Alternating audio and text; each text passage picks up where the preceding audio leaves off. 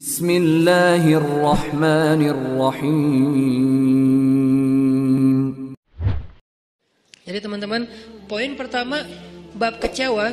Kalau kita kecewa, saya yakin semuanya pernah kecewa dan mungkin masih akan kecewa atau bahkan lagi kecewa sekarang. Kelihatan dari muka-mukanya. Kecewa sama saya. Kenapa ceramahnya lama sekali? Jadi kalau lagi kecewa, apa poinnya tadi? Panggillah Allah. Ya Allah, ya Jabbar, wajiburni, hibur saya ya Allah. Hibur saya, hibur hati saya ya Allah. Gimana cara Allah menghibur hati kita? Allah menghibur hati kita itu dengan diberikan wajilat qulubuhum. Allah menghibur hati kita dengan dijadikan liyazdadu imanan ma'a imanihim. Allah menghibur hati kita dengan dijadikan apa? Tuma'ninatul qalb. Ala bidzikrillahi tatma'innul qulub. Banyak cara Allah menghibur hati. Apakah Nabi pernah sedih atau kecewa? Kecewa pernah, sedih pernah di Al-Quran, direkam. Terus cara Allah menghibur hati Nabi yang lagi sedih atau kecewa gimana? Ya ayyuhal muzammil qumil layla illa qalila nisfahu awil qus minhu qalila أو زد عليه ورتل القرآن ترتيلا إن ناشئة الليل هي أشد وطئا وأقوم قيلا. Allah panggil Nabi ketika lagi sedih dan tidur. Ya ayyuhal muzammil. Ini dua kondisi Nabi lagi tidur dan dipanggil Allah. Satu, ya ayyuhal muddathir. Satu lagi, ya ayyuhal muzammil. Tidur kenapa Nabi? Bukan tidur, tertidur. Gara-gara capek seharian berdakwah dan capek seharian dibully. Dibully di mana-mana, pergi ke pasar, dibully di pasar, pergi ke tempat pertemuan, dibully di tempat pertemuan, pergi di sepanjang jalan, dibully di sepanjang jalan, pergi ke rumah keluarga besarnya, ke tetangganya, ke pamannya, ke sepupunya, dibully oleh tetangga dan keluarga besarnya. Kemanapun beliau pergi, beliau dibully, dihina, dicela seharian dari pagi. Satu kota Mekah ngebully beliau. Ada yang mengatakan beliau itu penyihir, ada yang mengatakan beliau itu pembohong, ada yang mengatakan beliau itu tercela. Muzammam, nama aslinya Muhammad, artinya terpuji, tapi diplesetin jadi Muzammam, artinya tercela. Atau orang salib dulu, pas perang salib menamakannya dengan istilah Muhammad. Apa Muhammad? Salah satu nama setan.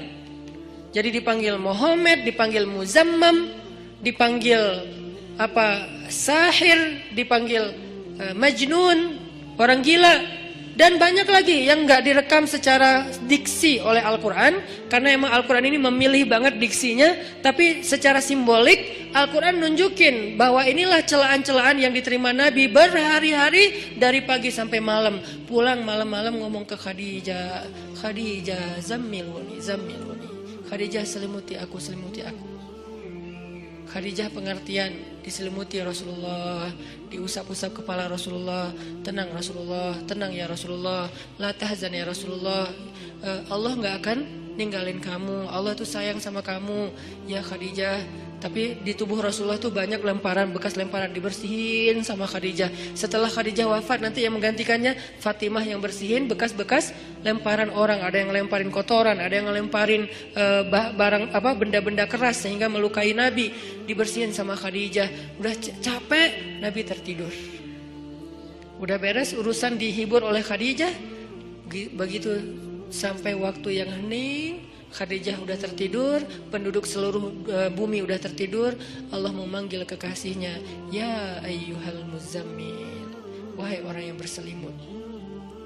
Itu panggilannya lembut. Jadi kita kalau baca surah Al-Muzammil jangan ya, enggak gitu. Allah manggilnya enggak gitu, kaget atau orang lagi tidur ya.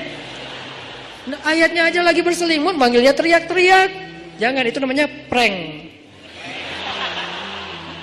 Itu bukan tilawah, itu ngeprank. Makanya jangan tilawah sambil ngeprank. Ya ayyuhal muzammil, wahai orang yang berselimut, qumil laila illa qalila. Di situ kelihatan Allah tuh pengertian banget.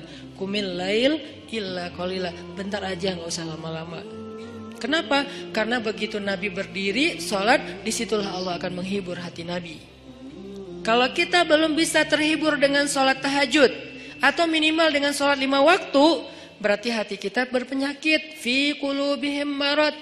Dan itu harus kita obatin. Obatnya apa? Obatnya istighfar.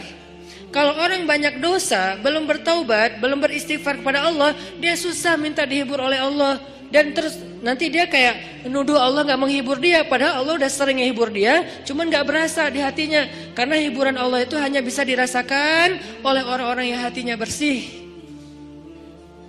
Dan cara membersihkan hati itu tazkiyatul nufus atau tazkiyatul qulub, tathhirul qulub adalah dengan salah satunya istighfar. Perbanyak istighfar supaya begitu nanti kita ada masalah, kalau kita nanti lagi disakitin, kalau kita lagi kecewa dan sedih, kita bilang wajiburni ya Jabbar, wajiburni ya Jabbar. Allah hibur kerasa kita lagi dihibur oleh Allah. Kan enak ya kalau apa yang Allah perlakukan kepada kita tuh kita kayak ngerasa, itu enak tuh. Daripada Allah udah habis-habisan ngehibur kita nggak ngerasa. Ibarat Allah udah ngirim kita japrian, nggak dibaca-baca sama kita. Terus nanti kita tuduh, lu kok nggak empati banget sih sama gue lagi sedih-sedihnya, gue curhat nggak dibalas-balas, udah dibalas, nggak ada, lu aja nggak baca, oh ya ada banyak ternyata, artinya nggak dibuka sama kita kan? Kenapa nggak dibuka? Mungkin pulsa kita habis, mungkin handphone kita error, mungkin apa dan segala macam kemungkinan. Nah gitu juga dengan Allah.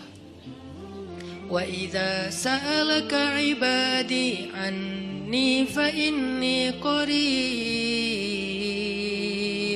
Qarib itu kalau lebih dekatnya namanya akrab. Akrab. Qarib, karib. Sahabah qarib, sahabat karib. Itu bahasa Arab. Kan saya sering nge-mention bahwa ini dari bahasa Arab, bahwa biar kita tahu identitas bahasa kita itu sebetulnya sebagian besar diambil serapan dari bahasa Arab. Terus siapa yang merangkai bahasa Indonesia dari bahasa Arab kalau bukan ulama? Jadi nggak bisa dilepaskan antara ulama dengan Indonesia, antara ulama dengan kebangsaan, antara ulama dengan nasionalisme. Toh bahasa nasional kita dibentuk oleh ulama. Buktinya serapannya 90% itu bahasa Arab.